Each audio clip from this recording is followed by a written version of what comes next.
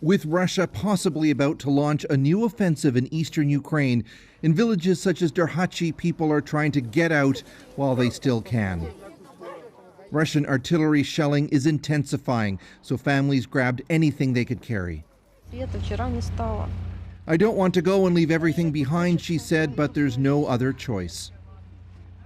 When Russian soldiers were driven out of places they controlled near Kyiv, such as Bucha, the world was appalled by what many claim are war crimes. Civilians cut down by Russian soldiers and their bodies left to rot in the streets.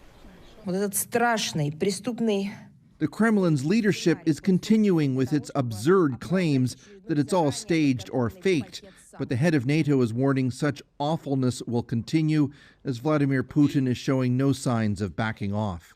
We have seen no indication that President Putin has changed his ambition to control the whole of Ukraine and also to rewrite the international order.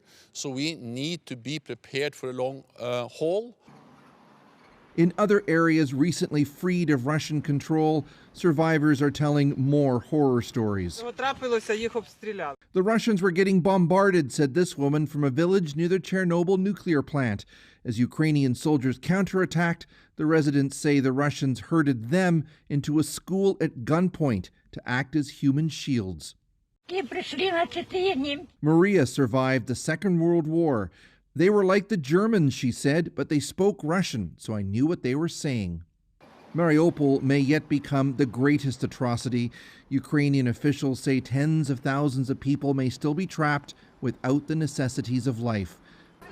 Red Cross buses managed to get 1,000 or so people out. For many, it was the first contact they've had with the outside world in weeks.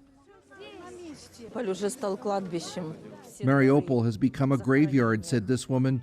All of the neighborhoods are covered with the graves of civilians. Mariupol's mayor is warning Russian forces may already be working to try to cover up just how awful the loss of life is there. He says Russia is bringing in mobile crematorium trucks to burn bodies, although there's no independent confirmation of that. Chris Brown, CBC News, Lviv.